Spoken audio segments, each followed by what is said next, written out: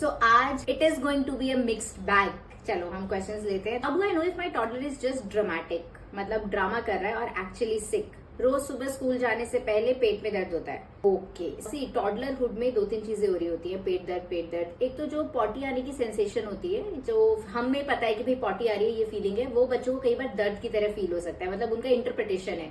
So it's okay if you feel otherwise baby playful active है, potty soft है, tight hard नहीं है, तो पेट दर्द को हम इग्नोर भी कर सकते हैं, उसको हम बल्कि यूज कर सकते हैं टॉयलेट ट्रेनिंग के पार्ट में, कि उसको उस टाइम हम पॉट पे बिठाते हैं। बट येस, ड्रामा कर रहा है कि सच में बीमार है, दो तीन तरीके से हम पता कर सकते हैं। सिर्फ स्कूल जाने से पहले होता है, घर पे जिस दिन छुट्टी है, संडे या कोई वीकेंड है, कोई वेकेशन है, उस दिन नहीं होता है, या फिर सोते हुए अगर किसी बच्चे को सो के उठ के बता रहा है दर्द है, सो के उठ के बता रहा है पैर में दर्द है, सो के उठ के सुसु में प्रॉब्लम हो रही है, तो वो जेन्युइनली कोई प्रॉब्लम होगी and you need to get in touch with the doctor.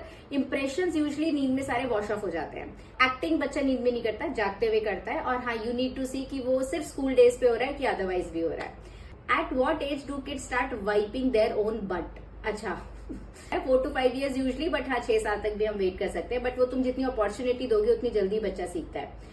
Can we check ears? I think my child has got selective hearing, especially when I say bed time, तो उसको सुनाई नहीं देता है। अब ये तुमने एज मेंशन नहीं की है, लेकिन आजकल न्यूबॉर्न स्क्रीनिंग का पार्ट होता है कि जब बच्चा कोई निक्कू में स्टे के बाद जा रहा होता है, या इन जनरल हॉस्पिटल्स में हम वैसे ही बच्चा पैदा होता है, हम स्क्रीन करके ही भेजते हैं कि दोनों कानों से सुनाई दे रहा है कि नहीं। बट 3 साल का बच्चा एकदम से नहीं सुन रहा है, पूरे दिन नाम को रिस्पॉन्ड करता है, इंटरेक्ट करता है, बात करता है, और सिर्फ बेड टाइम को नहीं सुन रहा है, तो that is his resisting the bed time. You need to have a sleep routine. और ऑब्वियसली वो नहीं सुन रहा है तो भी कोई बात नहीं, थोड़े दिन तुम कंसिस्टेंटली स्लीप रूटीन करोगे तो उसको पता चल जाएगा कि इस टाइम सोना ही पड़ता है। Doctor, my baby farted really loud, is that normal? Almost like an adult. Absolutely normal, it's okay. Do babies dream? Beautiful question.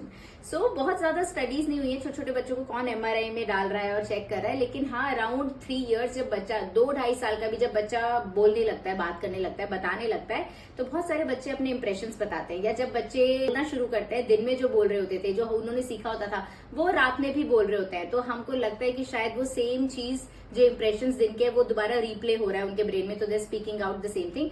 तो येस, 2 years के बाद तो डेफिनेटली दे ड्रीम। उससे पहले कंजंक्चर्स हैं कि शायद करते हैं, शायद नहीं करते हैं। She sneezed 5 times in a row. Does that mean she has allergies? Family history of allergies is there. So अगर हम न्यूबॉर्न की बात कर रहे हैं तो वो किसी भी हवा का झोंका नाक पे पड़ेगा, कोई नया स्मेल आया, कमरे में इधर से उधर हुए, तो वो बार बार छींक सकता है, बिकॉज उसका एयरवे अभी अडेप्ट कर रहा है न्यू सराउंडिंग्स में। माँ के पेट में तो पानी में रहता था ना, अभी बाहर आके रह रहा है, तो वो एयर पैसेज को या एयर पैसेज के म्यूकोजा को डेवलप होने का पार्ट एंड पार्सल है।